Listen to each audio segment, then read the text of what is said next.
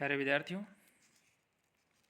आप सभी का इस ई क्लास में हार्दिक अभिनंदन है, स्वागत है।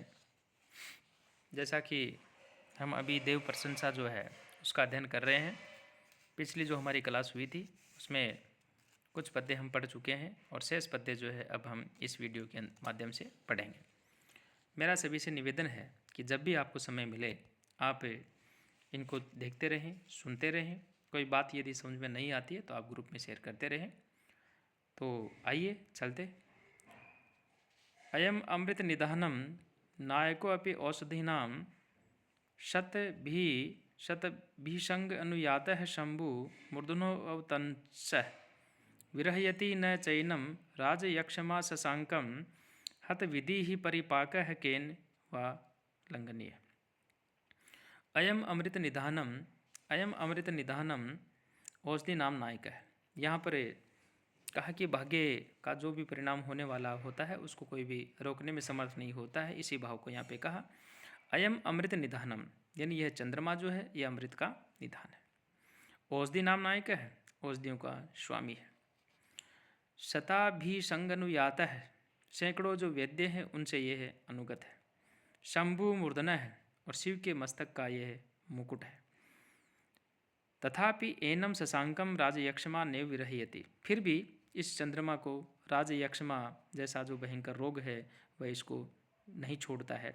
रत विधि ही परिपाक है केन लंघनीय वा, इस प्रकार से दुर्भाग्य का जो परिणाम है किसके द्वारा जो है लांघा जा सकता है। न मैं यूतेयम मालिनी भोगे लोकय, यानी मालिनी छंद उसका ये उदाहरण है। अन्य व्याकरणात्मक टिप्पणियों को आप इसमें जो है नोट करते रहें, देखते रहें। यहाँ इस पद्य के अंदर जो भाग्य है उसके विषय में कहा कि दुर्भाग्य के क्रूराघात से पीड़ित जो मानव मन है उसकी व्यथा का यहाँ वर्णन किया गया और कहा पीर्यसख विपद दंडाघात प्रवातम परंपरात परिचय बले चिंता चक्रे निधाय विधि ही खलय है मुदम इव बलात् पिंडीकृते प्रगल्भ कुलालवते भ्रमयति मनो नो जानीमः किमत्र विधास्यते। हे पीर्यसक, कलह विधि प्रगल्भे कुलालवत मनः मृदमेव। यहाँ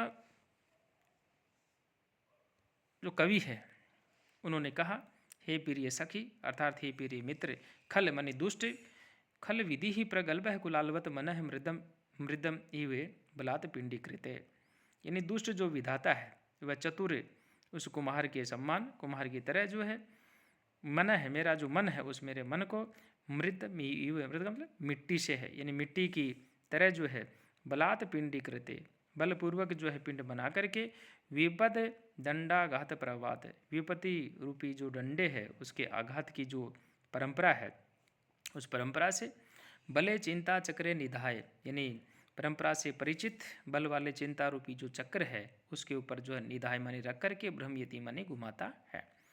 अत्र किम विधास्यति, अब वह मेरे मन से क्या निर्माण करेगा, नो जानीमः है, यानी हम नहीं जानते हैं। यहाँ हरिणी जो छंद है उसका ये उदाहरण है। आपको व्याकरणात्मक जो टिप्पणियाँ हैं उनको ध्यान में रखते हुए आगे बढ़ते हुए जाना है। पत्रम नैव यदा करिर्विटपे दोषो वसंतस्य किम नौलुकोऽपि अवलोक्यते यदि दिवा सूर्यस्य किम दूषणं धारा नैव पतन्ति चातक मुखे मेघस्य किम दूषणं यत् पूर्वं विधिना ललाट लिखितं तन्मार्जितुं कः क्षमः। यदा करिर्विटपे पत्रम न एव भवति वसंतस्य दोषः किम, यदि बाकी की प्रबलता के कारण से यहाँ पे बात कही कि यदि करिर विटपे पत्रम न भवति वसंतस्य दोषः किम, यदि करील वृक्ष पर पत्ता नहीं होता तो इसमें वसंत जो है उसका क्या दोष है। उल्लुकः अपि यदि वा दीवान न अवलोकयते सूर्य से किम दूषणम, यदि उल्लू दिन में नहीं देखता है तो इसमें सूर्य का क्या दोष है।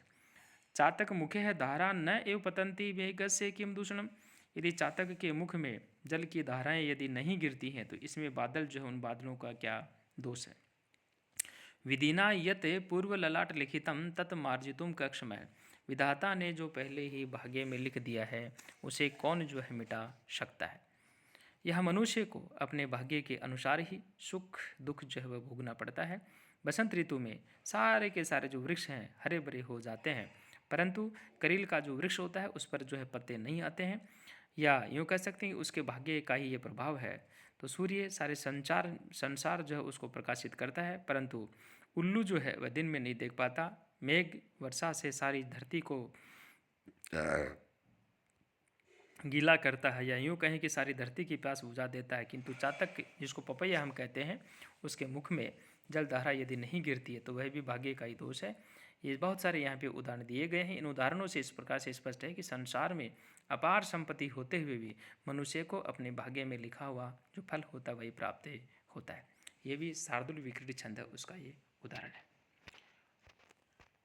यहाँ इस पद्य के अंदर जो भाग्य की अपरिहार्यता है उसी के विषय में बताते हुए कहा, दैवेन प्रभुणा स्वयं जगति यदस्य प्रमाणीकृतं तस्य उपनमितम् एव नाक अपि महान एव आश्रये कारणं सर्वासा परिपूरके जलधरे वर्षते अपि प्रत्यहं सूक्ष्मा एव पतन्ति चातकमुखे द्वित्रापयो बिन्दवः। प्रभुणा दैवेन स्वयं जगति यत् यस्य प्रमाणीकृतं तस्य उपनमेत महान आश्रय मनाक अपि कारणम न एव। यानी सामर्थ्यवान जो विधाता है उन्होंने स्वयं जगति यस्य प्रमाणीकृतम, संसार में जिसके लिए जो वस्तु निर्धारित की है, तस्य उपनमेत, यानी वह उसे जो है मिल ही जाएगी। महान आश्रय मनाक अपि कारणम न एव, महान आश्रय इसमें जो है रंच मात्र भी कारण नहीं है।